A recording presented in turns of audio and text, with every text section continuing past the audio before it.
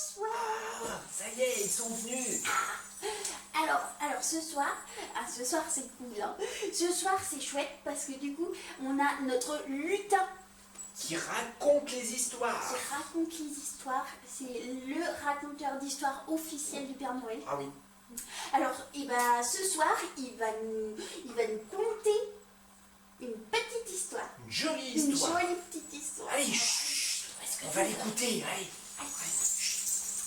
Je vais vous raconter l'histoire qui se nomme « Quand les esprits s'invitent à Noël ». Après avoir fait le sapin de Noël, enfants et parents partirent se coucher, comblés par cette soirée magique partagée en famille, non sans un dernier regard lancé à leur magnifique arbre de Noël. La nuit était déjà bien avancée quand les branches du sapin se mirent à frémir.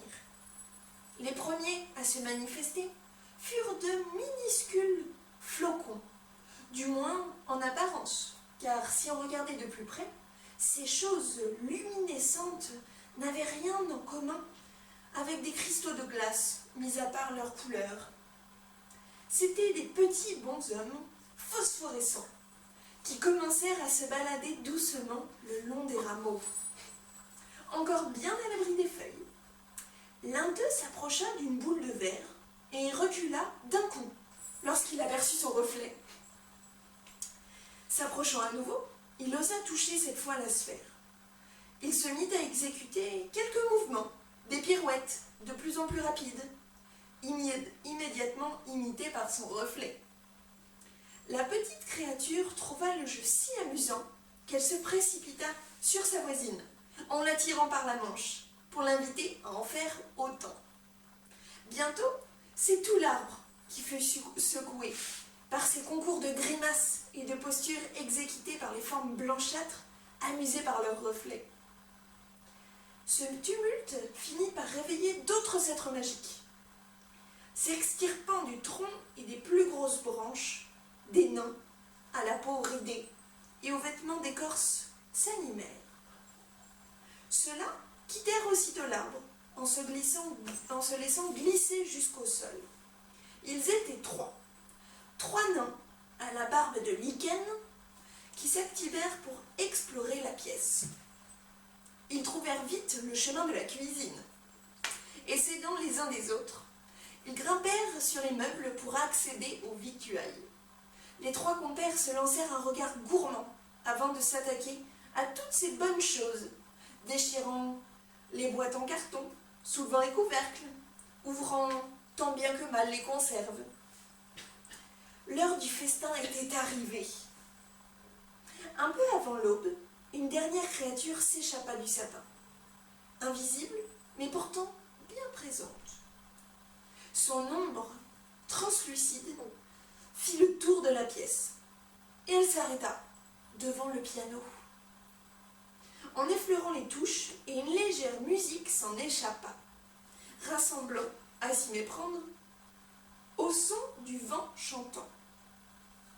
À cette musique, les petits êtres luminescents arrêtèrent leur jeu, et le sapin ne trembla plus.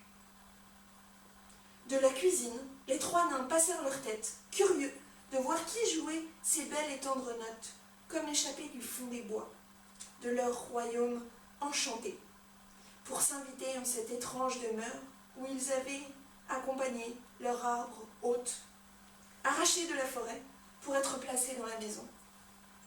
Oh, ils avaient tous entendu parler de cette vieille coutume des hommes, invitant chaque année quelques-uns de leurs pères à l'intérieur de leur forteresse, histoire que les esprits sauvages protègent d'autres plus sauvages encore.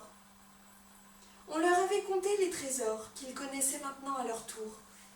Ces festins orchestrés par les hommes pour fêter la lumière et dont les trois petits gourmands comptaient bien profiter tout au long des quelques semaines où l'arbre brillerait dans le salon. Mais pour l'heure, leurs gardiens les invitaient à rejoindre l'abri des aiguilles, de l'écorce, à revenir se loger au sein de leur propre demeure. Tous regagnèrent alors le sapin, faisant tinter une dernière fois les clochettes de verre. s'accrochant en guirlande et se fondant dans les décorations. La pièce plongea à nouveau dans l'obscurité et le silence s'abattit pour le restant de la nuit. Les parents furent réveillés par les cris de leurs enfants. Se précipitant en bas des escaliers, ils virent les coussins des fauteuils renversés, le tapis roulé et bien pire du côté de la cuisine, où une véritable pagaille les accueillit. Le carrelage avait disparu sous une couche de farine où les pots et conserves renversés mêlaient leur contenu à une traînée collante qui promettait bien des heures de nettoyage. Quel animal avait bien pu pénétrer ainsi dans la maison et créer un tel foutoir? Fort heureusement, tous furent rassurés de voir que leur beau sapin décoré la veille avait échappé au bougre. Aucune des merveilles qui ornaient ce géant vert n'avait été cassée.